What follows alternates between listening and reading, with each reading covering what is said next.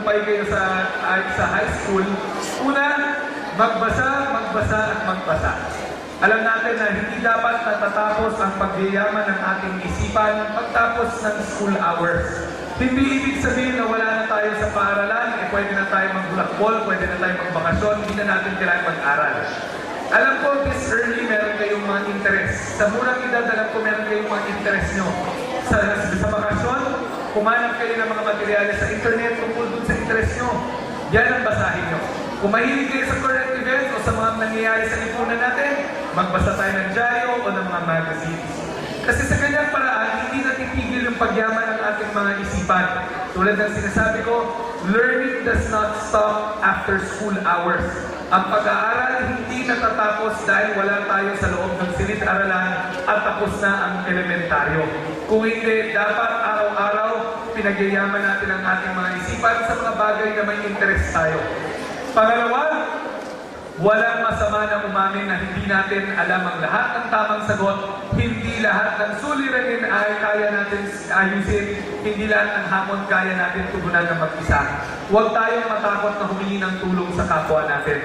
Sa mga katabi nyo, sa mga barkada nyo, sa mga crush nyo, sa mga magulang nyo, sa mga guro nyo, sa mga magiging guro nyo, sa kapitbahay nyo. Lahat tayo tao lamang. Pagdating nyo sa high school, panibagong mga hamon na naman ang sasalubong sa inyo. Kung akala nyo yung 6 years sa elementaryo mahirap na, yung high school mas mahirap pa yan.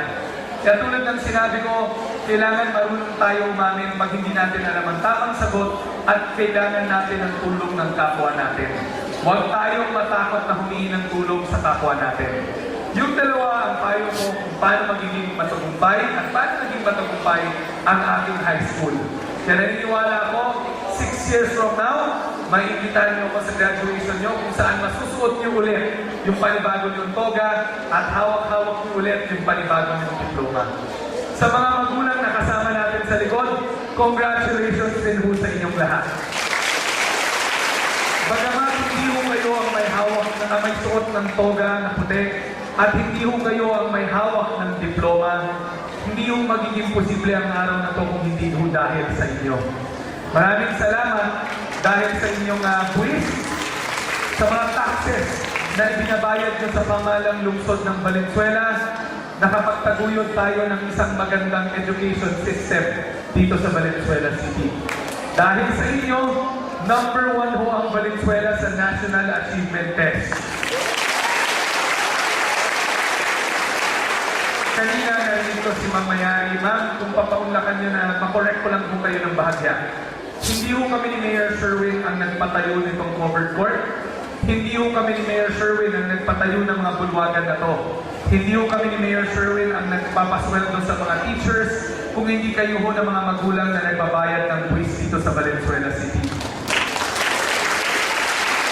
Kayo ang rason kung bakit meron tayong magandang covered court kung saan nagsipagtapos for the first time na hindi na sa init ng araw ang mga kabataan ng Kanumay West Elementary School.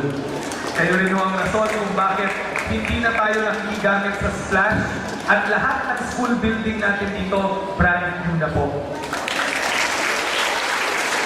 Kayo ang rason dahil sa inyong patuloy na pagtitiwala sa pamamagitan ng pagbayad ng tamang buwis. Kayo ang rason kung bakit napakaganda ho ng education system natin dito sa Valenzuela City.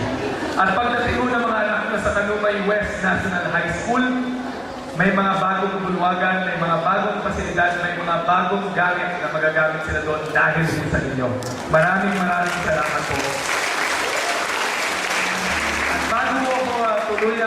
bago ko tuluyang bigtawan yung mikropono, nais ko rin samantalahin ang pagkakataon sa ngalan ng ating punong lungsod na magpasalamat sa mga guro at sa mga non-teaching staff ng Kanumay West Elementary School.